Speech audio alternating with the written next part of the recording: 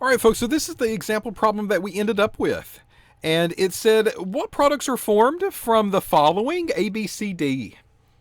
Now, the difference here is that it gives me the structures that have more than one benzene ring, and we've not really done anything like this before, but it doesn't matter. We use the rules that we've learned, and we just apply those rules to these molecules. So I told you a hint. The hint in the last video was go back to your chart and go back to that example that we did when it said rank the following in order of decreasing reactivity. That was your hint, and that's exactly what we're going to be doing here. And this is how we do it. This is how we answer these easy problems. Let's start with A. If I look at A, I'm going to see two benzene rings. This benzene has a toluene on it. This benzene has an OCH3 group on it.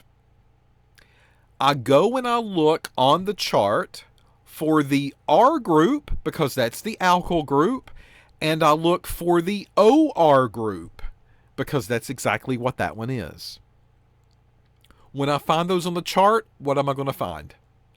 The OR is above the R. And because it's above the R on that chart, both of these are activators, but OCH3 is a better activator than the methyl group, which means the OCH3, it wears the pants in the family. That means in this molecule, OCH3 is going to take charge, and it's going to tell everybody in the house what to do. And you can't fight against it.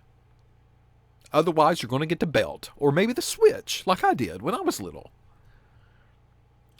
So for A, the OCH3 is a better activator. It is an activator, so it's going to put the position on the O or the P.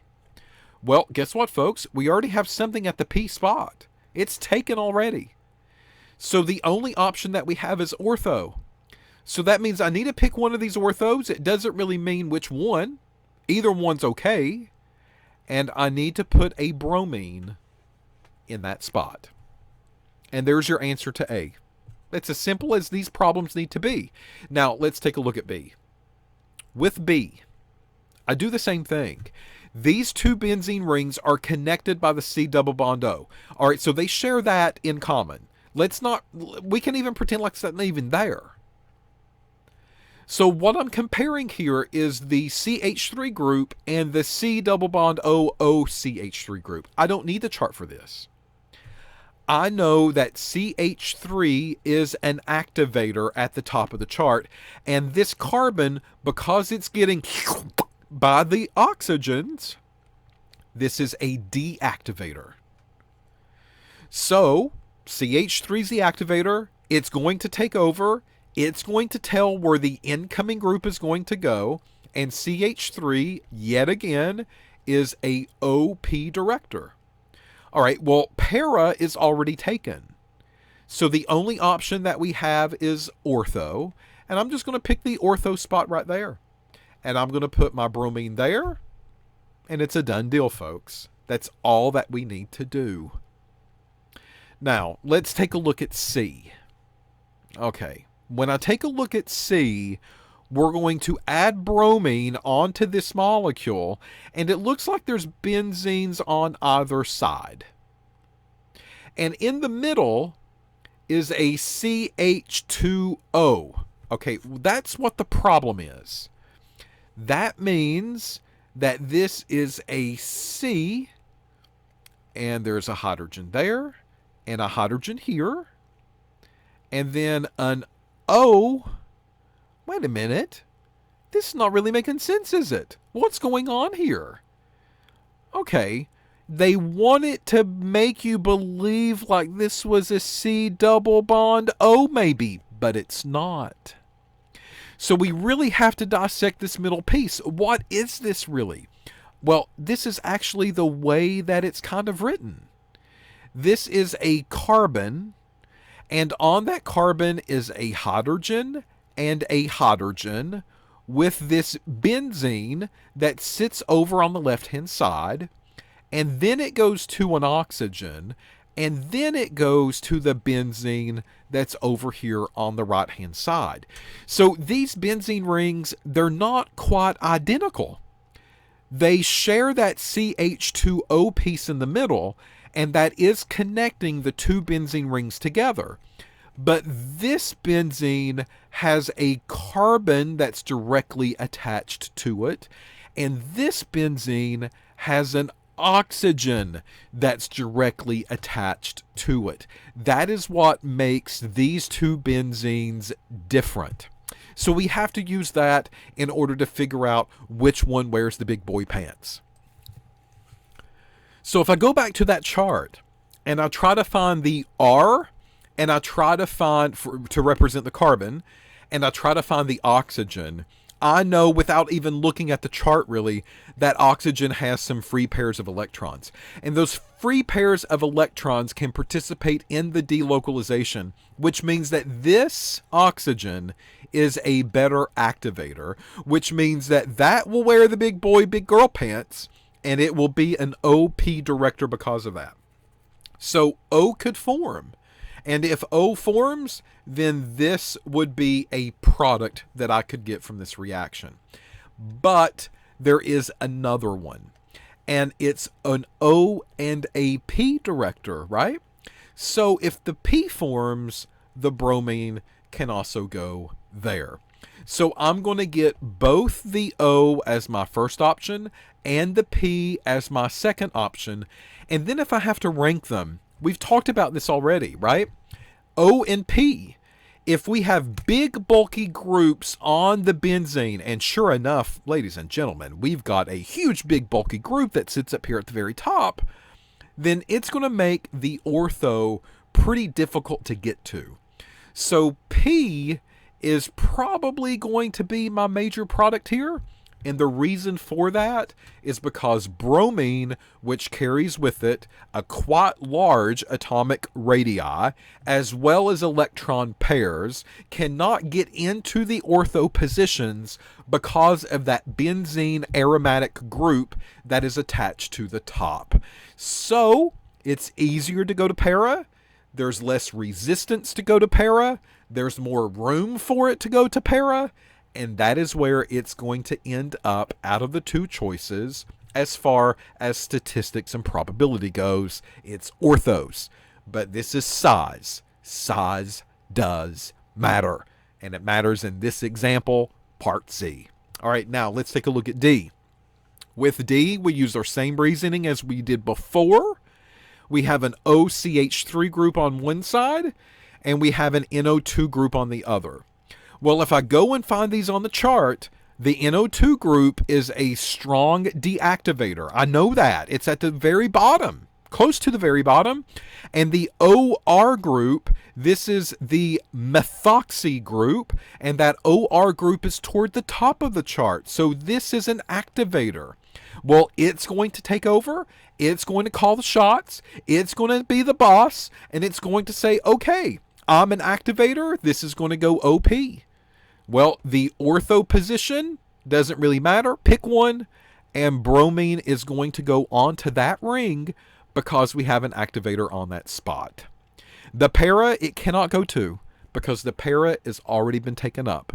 There's already 4 bonds on that carbon in the para position. So we cannot add anything else there.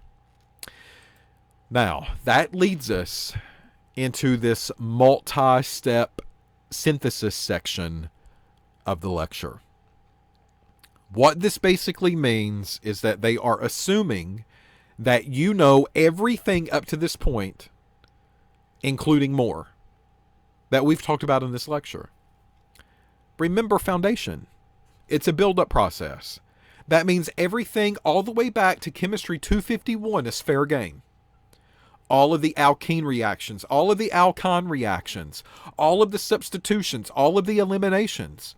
It's all fair game, folks. And if you didn't really do your job in Chem 251, this could come around and bite you in the butt. So, for instance, Not going that far back. But let's say that I've got a benzene ring and I want to make a benzene with an SO3H and a Br here. How do we do it? Okay. Well, maybe you're thinking right now, well, it looks like I add on an SO3H and it looks like I add on a Br, and we kind of learned that back in the benzene reactions, right? So I know that in order to add on the SO3H, I probably need sulfuric acid H2SO4 with sulfuric acid as a catalyst. And to add on bromine, I probably need like a Br2 and a FeBr3 in order to get that added on. Okay, well, let's do it. Let's take a benzene and we're going to add Br2 and FeBr3. And I go, okay, that's fine. Here's benzene. That's going to add a bromine onto one of these carbons. Which one you want to add it to? Well, let's just keep it like the product. Okay, that's not a big deal. We'll just slap a bromine onto that benzene, and there you go. Now what? Oh, well, we need to add this SO3H on. Okay, so I'm going to add H2SO4, both as a reagent and a catalyst, and I'm going to draw this benzene, and this benzene has a bromine there, and I got to remember that bromine is a slot deactivator, but it's an ortho and a para director. Okay, so ortho para, is that where it's going to go? So here's ortho and there's ortho. Those are my two ortho spots. My para is going to be here. Well, if I look at this product, folks, it's not para. It's not directly across from that benzene, so para is not going to work out. But that's all right, as long as the ortho's good. So here's the ortho, OMP, Becky. So there's ortho, and it's not quite ortho. This is meta. And I know that bromine's not a meta director.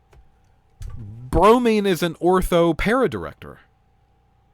So if this is what goes forward, I do get an SO3H that gets added on. But it's going to go in the O and the P spot. I need it in the M spot. So this is not going to work.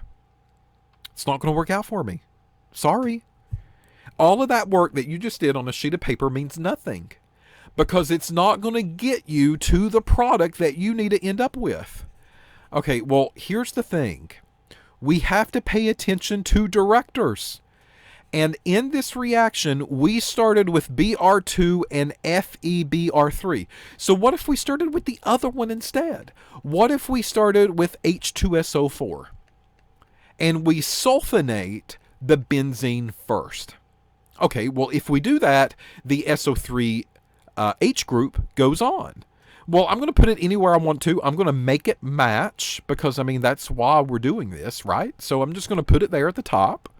And there is the sulfonation step. Okay, now that we have this molecule, maybe now you're saying, hey, well, now we can maybe add Br2 and then FeBr3 and we'll get a product. So here's my benzene ring and there's my SO3H.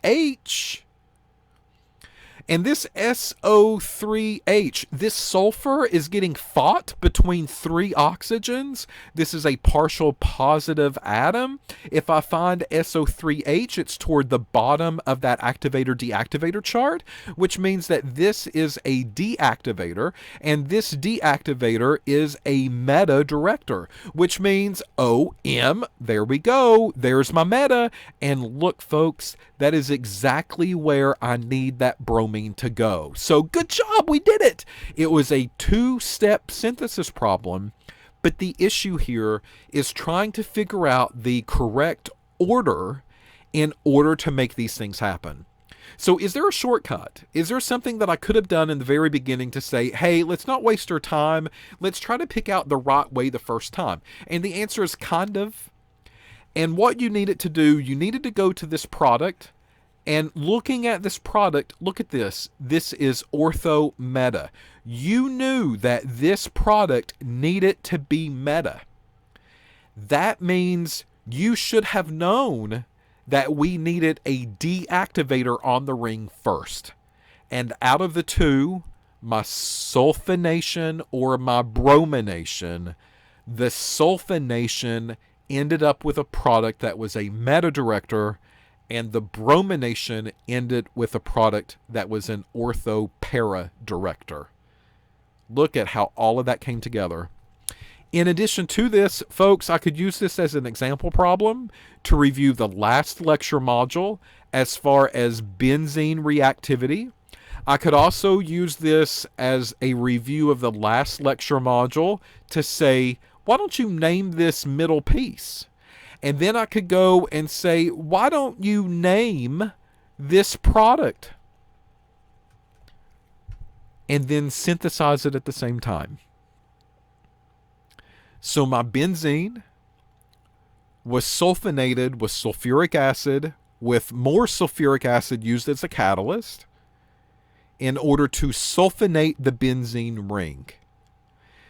When we sulfonated the benzene ring, we added on a deactivator group that was a meta-director. That benzene sulfonic acid, which was one of those common names, reacted then with diatomic bromine in the presence of iron 3 bromide in order to give me my 3-bromo benzene sulfonic acid product that we needed in the very end.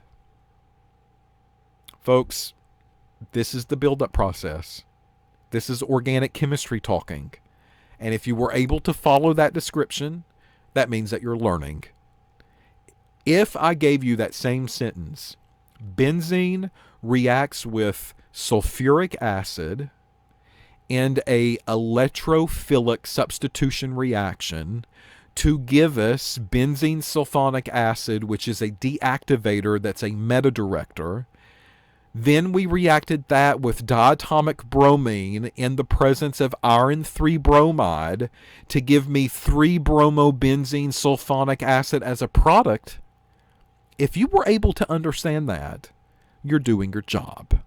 And that's good, because that's why you're taking the course. It's to learn, and you're learning. Okay, so now let's take a look maybe at another example. That was just the first part, right?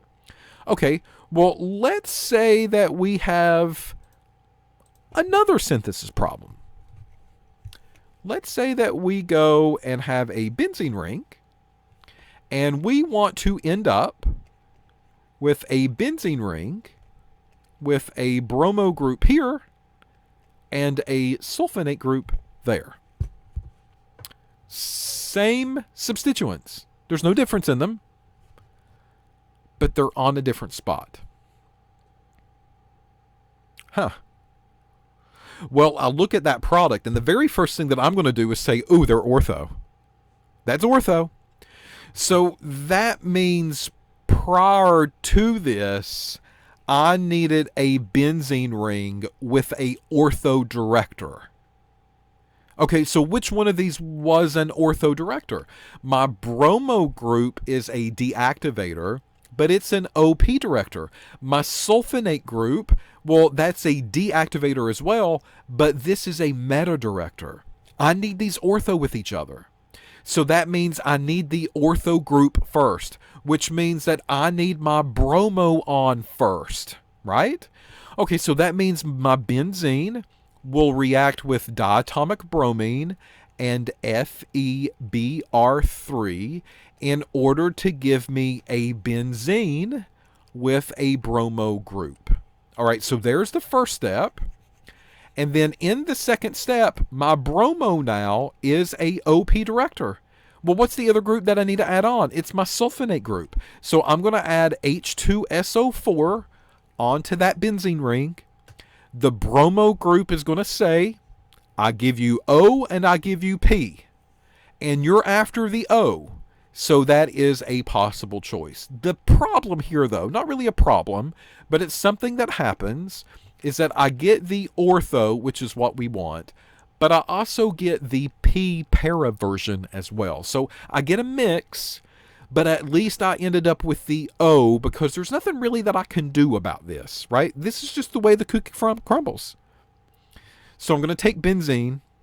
I react that with diatomic bromine in the presence of iron 3 bromide. A electrophilic substitution reactions to give me bromobenzene.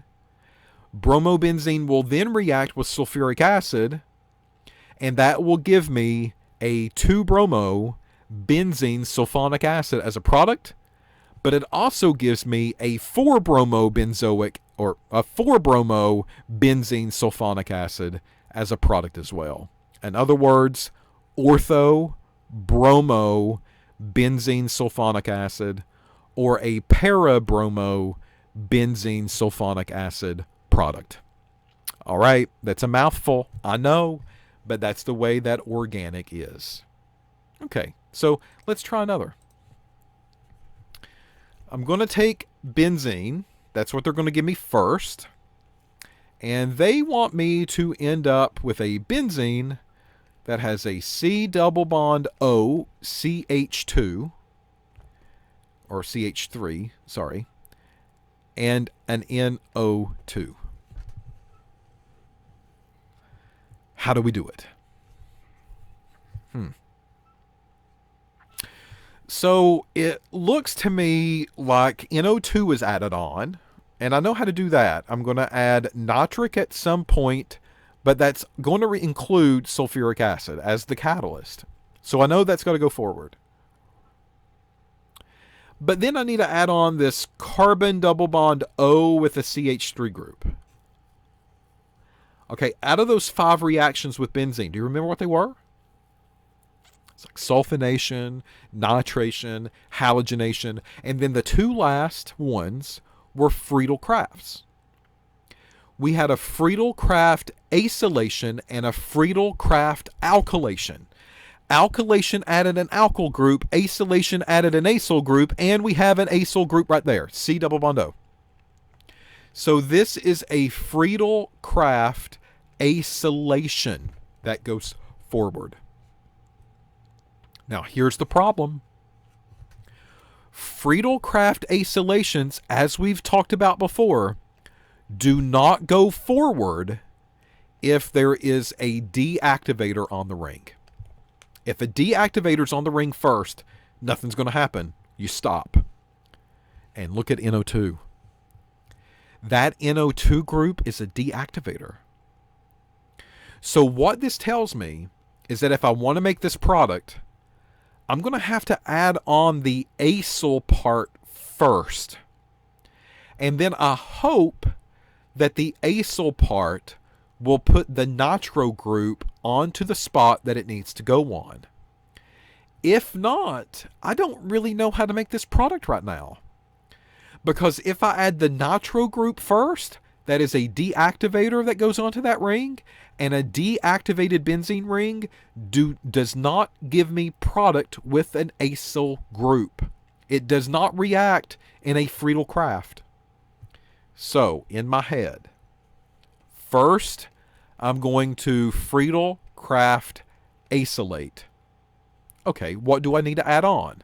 Well, I need my C double bond O with a methyl group, and that requires a halogen of a chlorine right there. That was the Friedel-Craft acylation back in the last lecture module.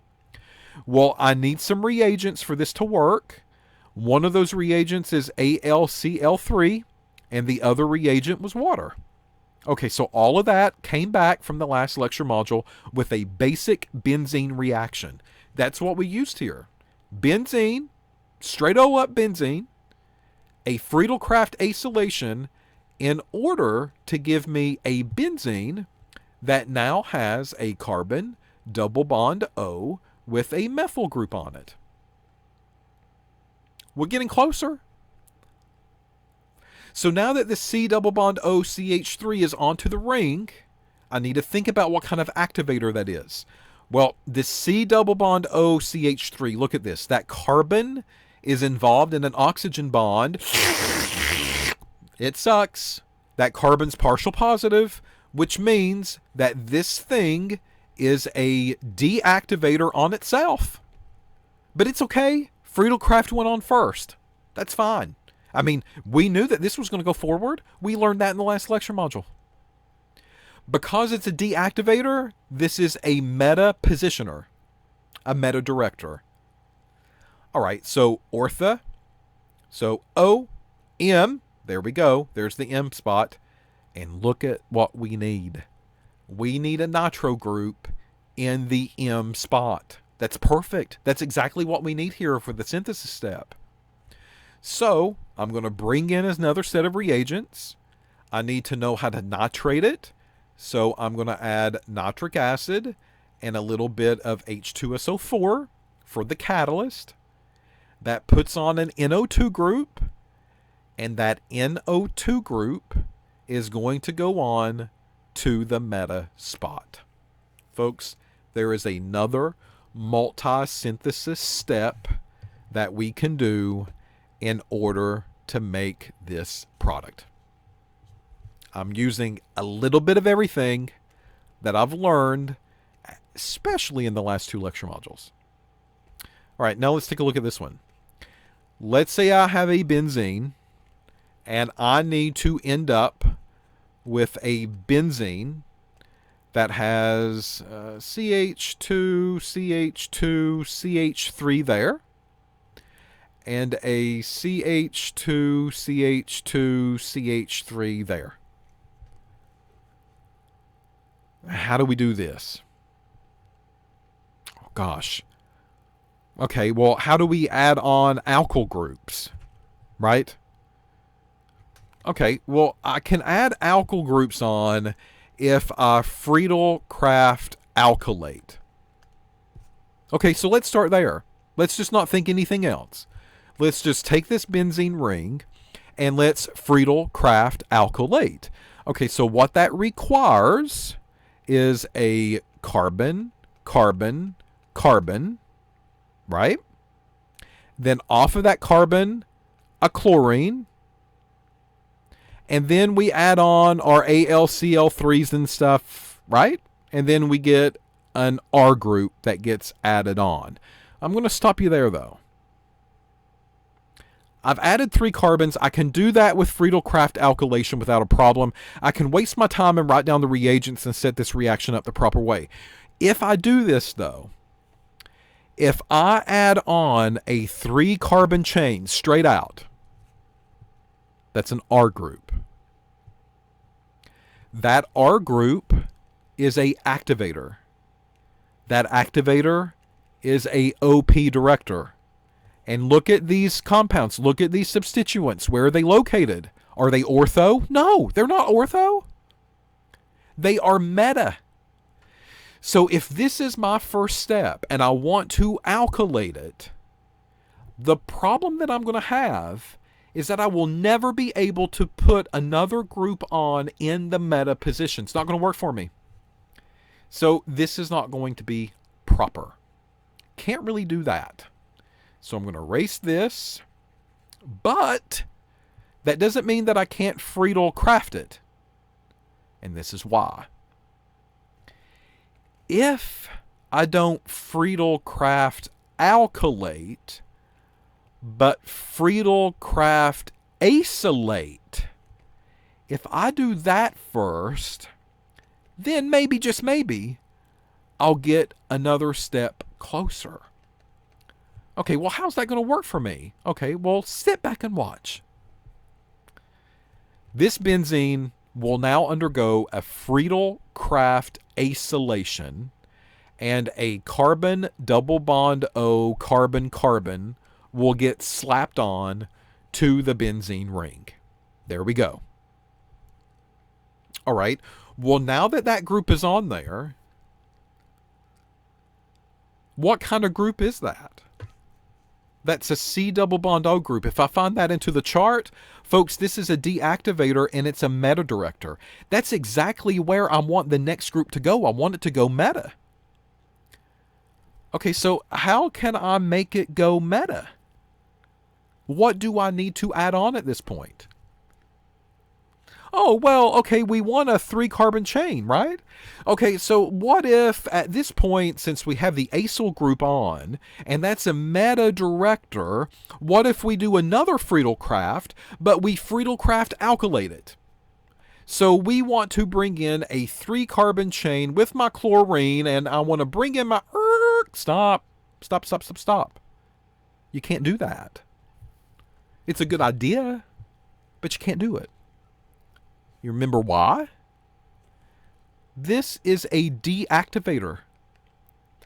Once I put a deactivator on, no more Friedel-Crafts. Can't do it.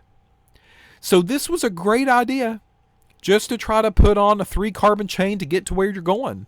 But it's not going to work out. And that's because by going through the acylation step first, it deactivated the ring so I could have my meta director, but it's going to prevent me from Friedel-Crafting it at this point.